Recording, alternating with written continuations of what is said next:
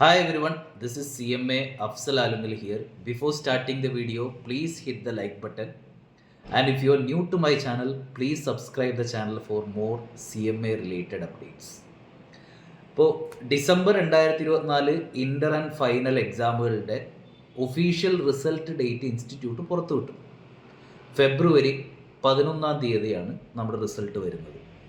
അപ്പോൾ ഇതിനു മുമ്പ് തന്നെ ഒരു 2-3 മുമ്പ് തന്നെ ഞാൻ ഓൾറെഡി ഒരു വീഡിയോ അപ്ലോഡ് ചെയ്തിട്ടുണ്ടായിരുന്നു. ഞാനാണ് ആദ്യമായി നിങ്ങളോട് എൻ്റെ ഒരു അനാലിസിസ് പറഞ്ഞിട്ടുണ്ടായിരുന്നത്. ഫൗണ്ടേഷൻ റിസൾട്ട് നേരത്തെ ആയതുകൊണ്ട് ഇപ്രാവശ്യം institute inter and final result കൂടി ഇതേപോലെ നേരത്തെയാക്കാൻ സാധ്യതയുണ്ട് എന്ന് ഞാൻ പറഞ്ഞിരുന്നു. അതേപോലെ ഒഫീഷ്യൽ നോട്ടിഫിക്കേഷൻ ഇപ്പോൾ വന്നു കഴിഞ്ഞു. ഫെബ്രുവരി 11 എന്ന് പറയുന്ന 10 ദിവസം മുമ്പുള്ള ഒരു ഡേറ്റ്. ഫെബ്രുവരി 21 ആദ്യം പറഞ്ഞിരുന്നത്. ഫെബ്രുവരി 11 എന്ന് പറയുന്ന 10 ദിവസം മുമ്പുള്ള ഒരു ഡേറ്റ് ഇപ്പോൾ ഇൻസ്റ്റിറ്റ്യൂട്ട് അനൗൺസ് ചെയ്തിട്ടുണ്ട്.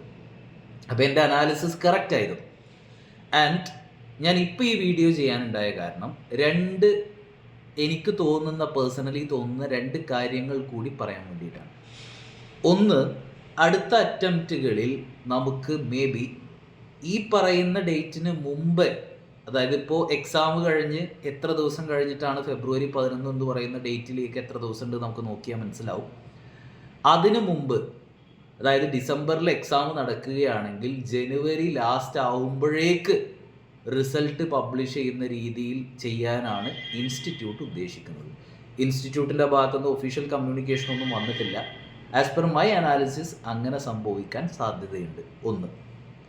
രണ്ടാമത്തൊരു അനാലിസിസ് എനിക്ക് തോന്നുന്നത്, എക്സാമിനേഷൻ പാറ്റേണിൽ മേജർ ചേഞ്ച് വരാൻ സാധ്യതയുണ്ട് ഫ്രം ജൂൺ 2025 എക്സാം തൊട്ട്.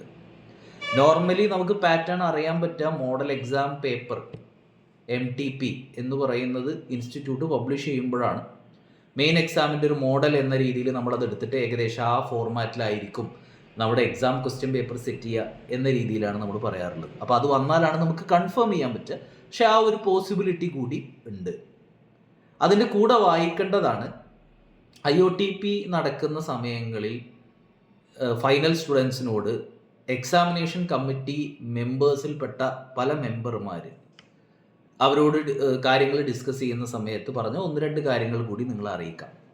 ഒന്ന്, വരുന്ന എക്സാമുകൾ ഓൾറെഡി ഉള്ള പാസ് പെർസെൻറ്റേജിനേക്കാൾ കുറവാകാനാണ് ചാൻസ്. കാരണം കുറച്ചുകൂടി സ്റ്റാൻഡേർഡ് നമ്മുടെ എക്സാം ക്വസ്റ്റ്യൻ പേപ്പർ സെറ്റിങ്ങിൽ ഇൻസ്റ്റിറ്റ്യൂട്ട് വരുത്താൻ ഉദ്ദേശിക്കുന്നുണ്ട്.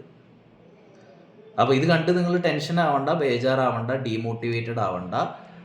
നമുക്കറിയാം നമ്മുടെ CMA കോഴ്സ് മുമ്പുണ്ടായിരുന്നതിനേക്കാൾ കൂടുതൽ കുട്ടികൾ ഇപ്പോൾ പഠിക്കുന്നുണ്ട്. അപ്പോൾ ഓട്ടോമാറ്റിക്കലി കോമ്പറ്റീഷൻ കൂടുതലാണ്.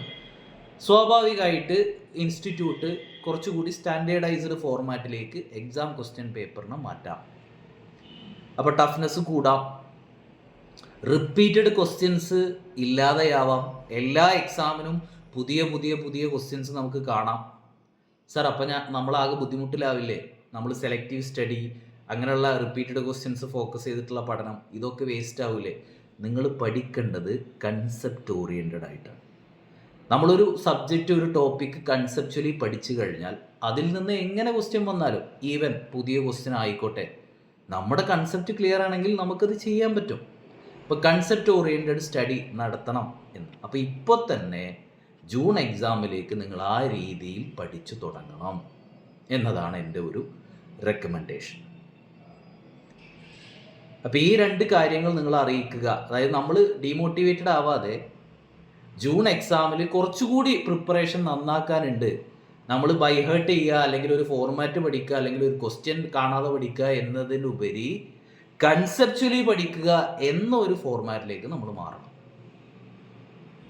ക്ലിയർ?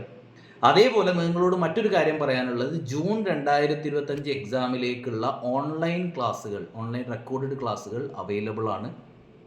ഇൻ്റർ എല്ലാ സബ്ജക്റ്റുകളും അവൈലബിൾ ആണ്. ഫൈനൽ എല്ലാ സബ്ജക്റ്റുകളും അവൈലബിൾ ആണ്.